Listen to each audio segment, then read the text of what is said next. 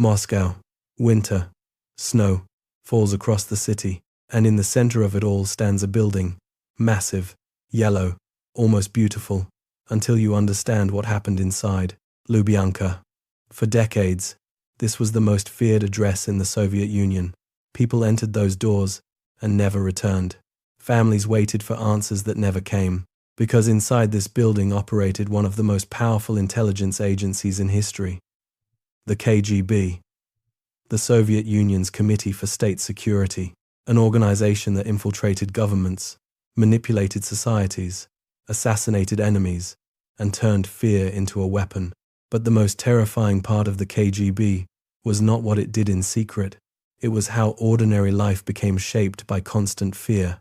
And today, we open the files. To understand the KGB, you have to go back to 1917. Revolution, civil war, chaos. The Russian Empire collapsed, and the Bolsheviks seized power. But revolutions create paranoia, and paranoia creates secret police. Vladimir Lenin gave a man named Felix Dzerzhinsky one mission: create an organization capable of eliminating enemies before they became threats. The result was the Cheka, and almost immediately, terror became policy. Political opponents disappeared, journalists vanished, priests, intellectuals, and suspected dissidents were arrested or executed. Fear spread across the country. Neighbors informed on neighbors. Even children were encouraged to report parents who criticized the state. Over time, the Soviet security apparatus evolved. The GPU, the OGPU, the NKVD, the MGB, each version larger and more ruthless than the last. Then came Joseph Stalin. Under Stalin, millions were sent to the Gulag system, forced labor camps stretching across Siberia. People froze, starved, worked until they collapsed. Nobody was truly safe. Not even loyal supporters of the regime. Then, in 1953, Stalin died, and Soviet leaders realized something terrifying. The secret police had become too powerful. So in 1954, a new organization officially emerged, the KGB. 3 letters that would become feared around the world. The KGB was not simply an intelligence agency. It was a state hidden inside another state. At its peak, it employed hundreds of thousands of officers and relied on millions of informants, teachers, taxi drivers, hotel workers, neighbors, ordinary citizens, feeding information into the same machine. The KGB divided itself into specialized directorates: foreign intelligence, counterintelligence, surveillance, ideological control. Hotel rooms were bugged, phones were monitored, letters secretly opened and photographed, apartments entered while families were away. People learned to censor themselves before the government even had to. That was the true psychological power of the KGB.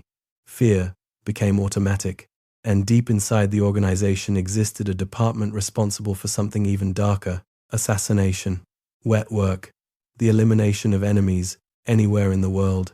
The KGB mastered the art of espionage. Its recruitment strategy revolved around 4 weaknesses: money, ideology, compromise, ego, mice. Some spies wanted wealth. Others genuinely believed communism represented the future. Some were blackmailed. Others simply wanted power or importance. The KGB exploited all of it.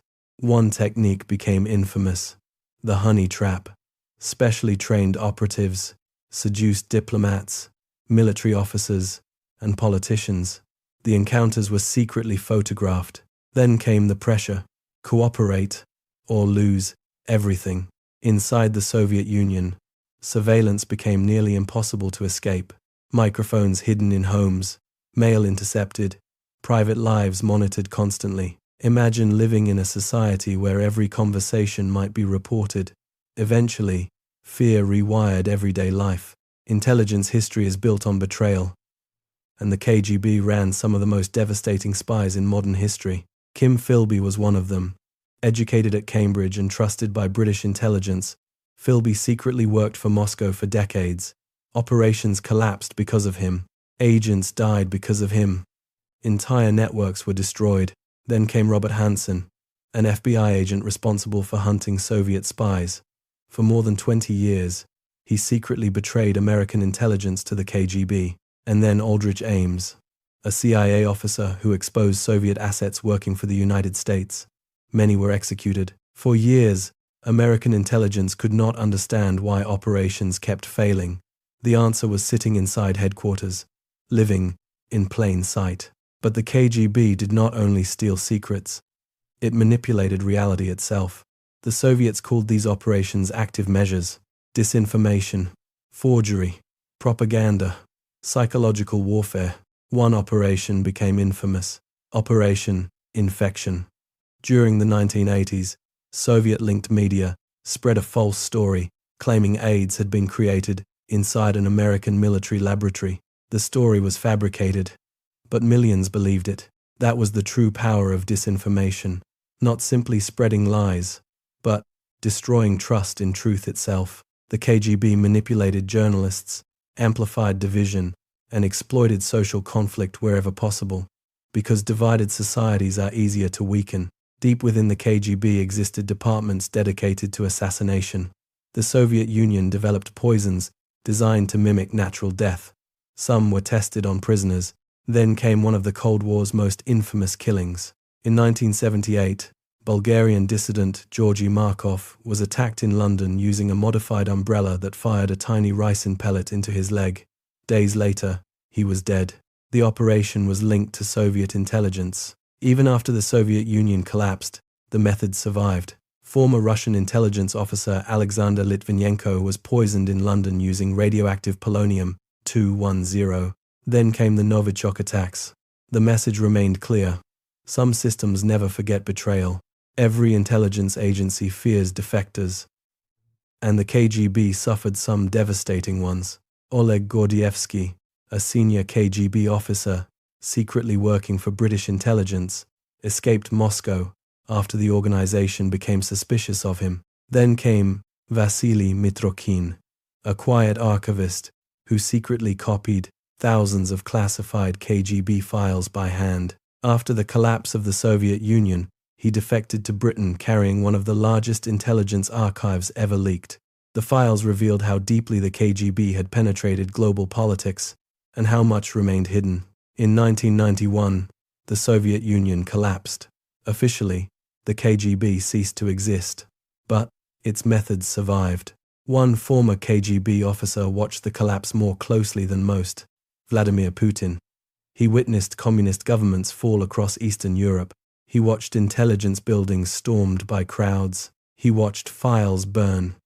And according to those who knew him, that moment shaped everything that followed. Putin later rose from former intelligence officer to president of Russia. Around him gathered men shaped by the same culture of surveillance, control, and state power. The Soviet Union vanished, but many instincts of the KGB remained. Officially, the KGB died in 1991, but its legacy never disappeared. Its techniques adapted to the digital age.